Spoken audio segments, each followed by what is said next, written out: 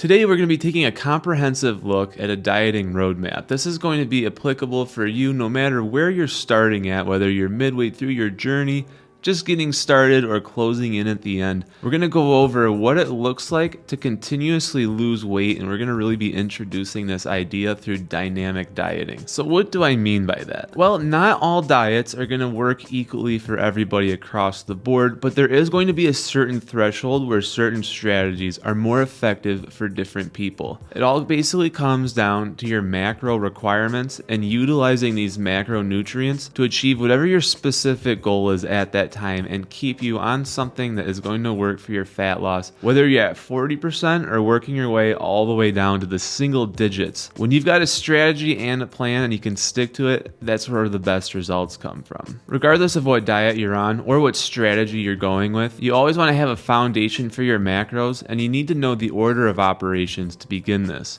There's three primary macronutrients. They're going to be proteins, fats, and then carbohydrates. In the order of importance, we've got protein coming in first place. It's going to be 4 calories per gram. Right below that is going to be fat, coming in at 9 calories a gram. And below even that is going to be the carbohydrates. These are also going to be 4 calories per gram. And the body absolutely needs protein. It's by far the most important of the macronutrients, but fat is close in second place. So protein in particular is what fuels and regenerates your muscle cells, as well as your internal organs as well. Anything that is flesh is going to be maintained and built by protein. Fats, on the other hand, come in a lot of different varieties. They're going to really stimulate hormone production, which is equally as important, but it is different. You can't turn fat into muscle, and you can't use muscle to synthesize hormones. So both of these need to work in tandem to have a healthy body. Carbohydrates, on the other hand, are the one macronutrient that's actually optional. Your body does not require carbohydrates in order to survive. In fact, your body can use fat to synthesize its own carbohydrates in the form of ketones, making your body a fully sustainable machine functioning on just proteins and fats. Is there a use for carbohydrates? Of course, absolutely. And we'll cover that later on in the video. But in terms of actual survival, I mean, think of you're stranded on an island.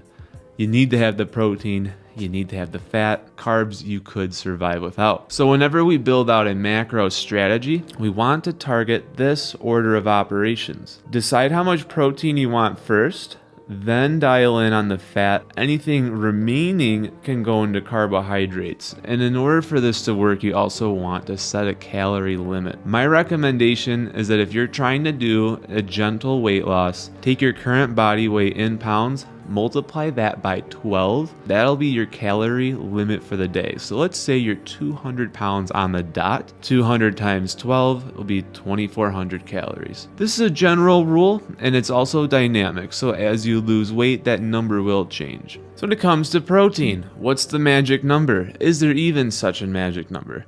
The answer is yes. You see, there's a story about a little girl named Goldilocks.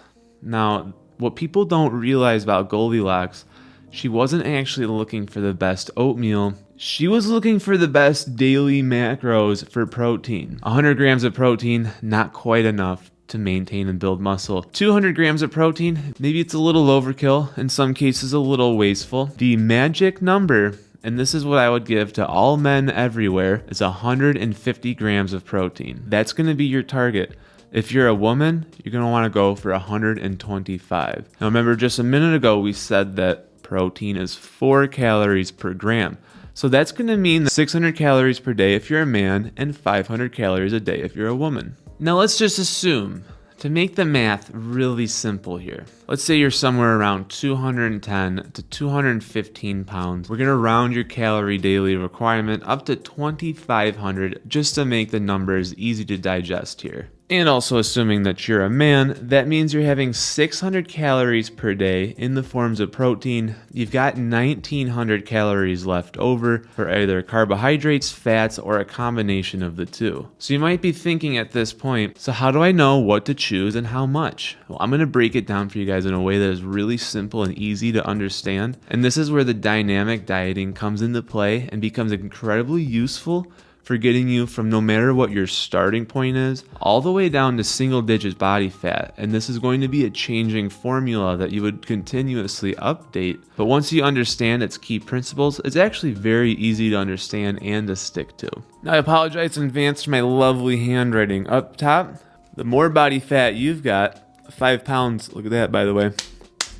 More body fat you've got, the more dietary fat you want. Let's say that you're somewhere around 30 to 40% body fat. Your body doesn't really need carbohydrates at this time. I would say that you should be having about 600 calories per day coming from protein, the other 1900 coming from dietary fat. At a weight like that, I wouldn't even consider having any carbohydrates. Sure, there is fiber and other minerals from carbohydrate foods, but they're not necessary for survival. If the goal is to lose weight, you're better off just sticking to a plan that's going to be very high in dietary fat and keeping carbohydrates to an absolute minimum. This is going to be perfect for people that are starting anywhere between 30 and 50% body fat. So it doesn't really matter if you're 250 pounds, 300 pounds, 350 pounds.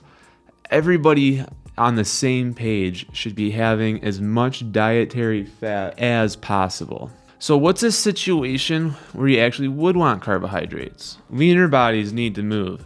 If you're somewhere around 15% body fat or lower, you're going to be at a body composition where weight loss through dieting alone, it's almost going to become impossible. Let me break down exactly why that would be. Let's say, for example, you got all the way down to 200 pounds. 200 pounds, 15% body fat is pretty realistic.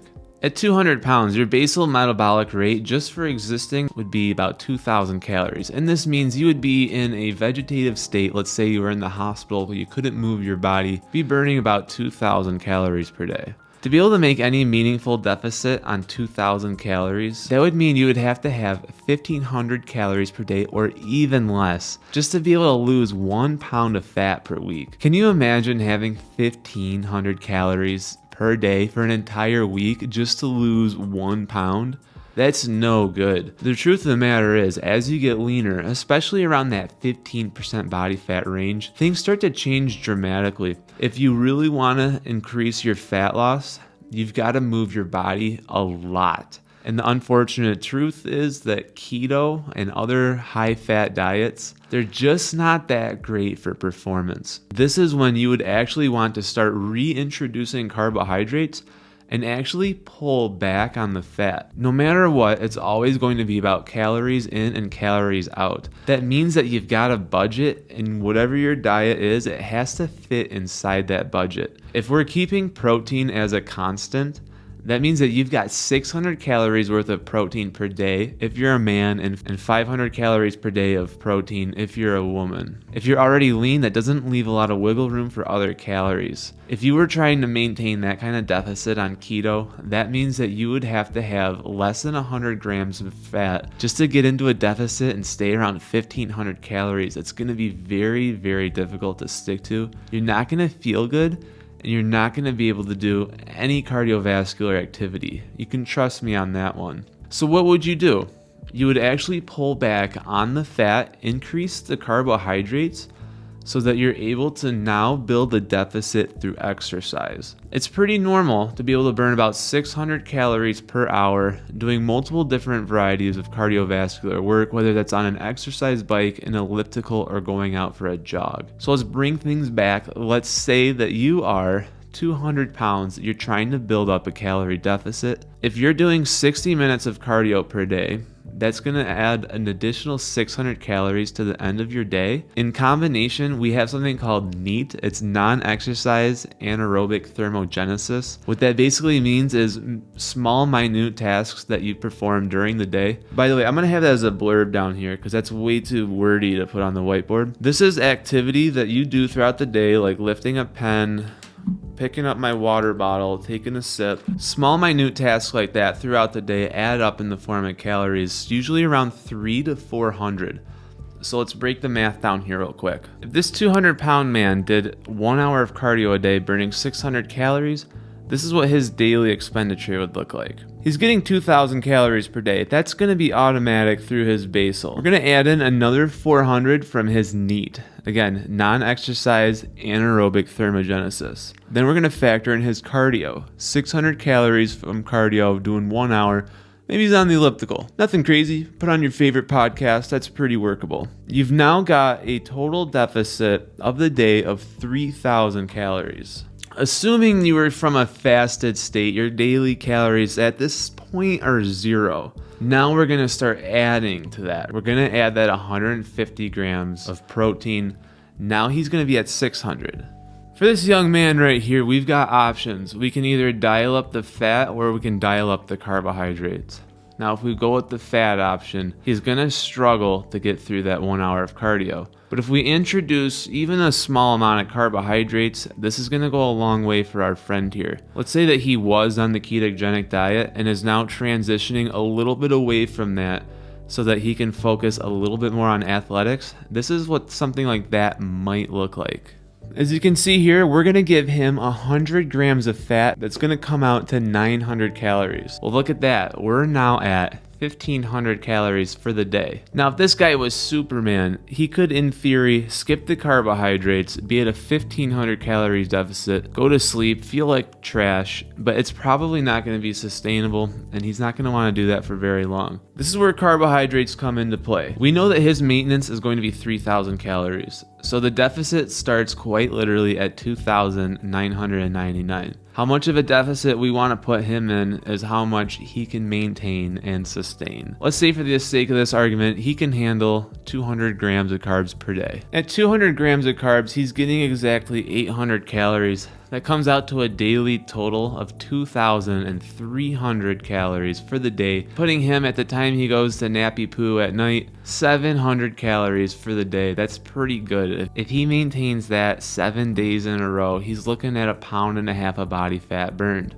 Takes 3,500 calories to burn 1 pound of fat. And me being the math genius I am, 7 times 700 is 4,900 calories. That's somewhere in the range of being 1.5 pounds. That is going to be a really good week for our friend here. Now let's say that he wanted to take things even to the next level. He wanted to get down to, let's say, 5 or 6% body fat. It's gonna take a lot more cardio to pull something like that off, and that means that he's unfortunately gonna have to pull the fat back even further. What I would recommend for a guy like this is that he actually takes his fat from 100 grams a day and chops it all the way down to maybe even 50 or lower. That's gonna be pretty low for fat, and to compensate for that, we could give him an extra 50 to 75 grams of carbs per day. It's gonna make it so that he's able to sustain longer cardio. At this stage, he's not so worried about the deficit coming from food. He's going to be more concerned with the deficit coming from his cardio. And now I'm going to draw for you guys a graph that really illustrates all of this so that you can see how this fits into your own body regardless of where you're starting from. Now granted, this chart that I'm about to draw for you is based upon body fat percentage.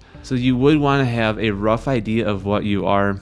It's never going to be perfect, but there are body weight scales that you can buy now that I'm not going to pretend to know how it works, but I believe it sends some sort of electric current through your body and it uses that feedback to predict your body fat percentage. These are maybe not 100% accurate, but they get you in a pretty good range. I would highly recommend that you get one. This way you know where you're at.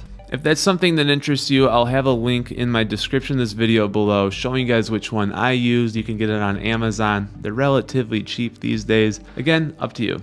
Let's move on to drawing this graph. So here we have a pure example of I would consider the dynamic diet. I used a very basic starting point of 2,500 calories.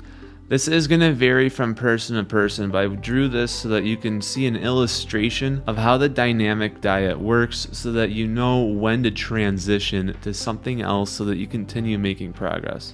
Let's kick things off with the legend. Protein is going to be in red. Carbohydrates is going to be in blue. Fats are going to be in green. We're starting out with 2,500 calories.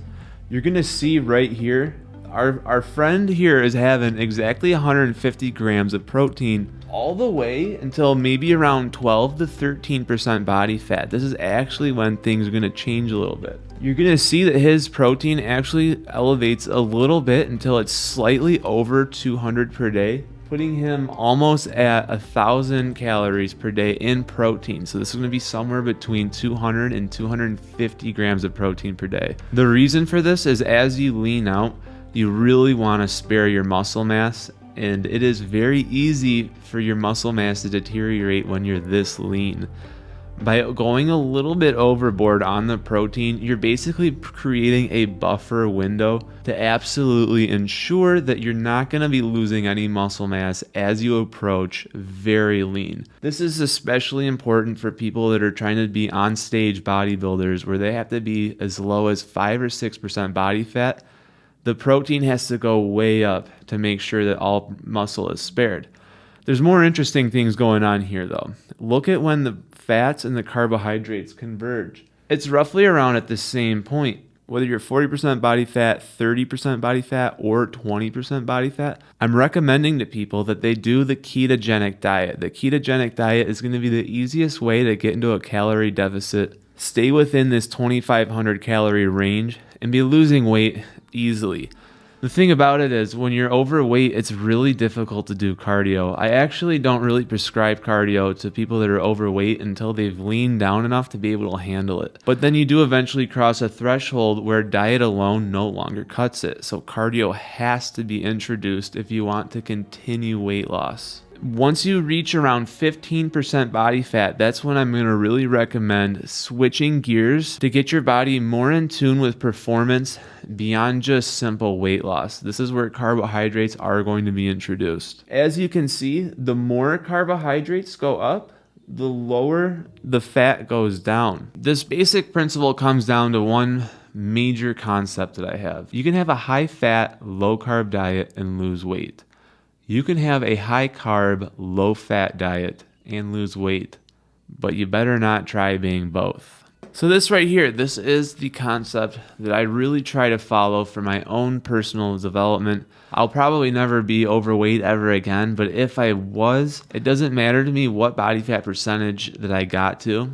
I know that I could lose it following this exact principle. Getting into deep ketosis all the way down to maybe 15 to 12% body fat and then rapidly shifting gears to become more of a performance athlete where the fat is dialed back, the carbohydrates are increased, and then performance activities are heavily engaged. Things like biking, swimming, running, playing competitive sports, all of these are going to factor into creating a larger deficit window because at the end of the day, when you go to bed, the thing that is most important is that you had a calories in, calories out protocol where your calories at the end of the day are in a deficit. You need to be going to bed with negative calories in order to burn body fat. This is my tried and true, easy to understand, easy to apply process. To follow something like this, all you have to do is know your own body weight. You can do that with a scale. Once you have a scale, multiply your number by 10 to 12. Try to find a target calorie range that you're comfortable with sticking to, and then try to find out where your body fat percentage is. If you're over 15% body fat, just do the ketogenic diet. That's going to get you the best results for that time period. Once you've leaned out, then you start introducing the carbs. You actually pull a little bit away from the keto. Remember, the calorie budget is very important.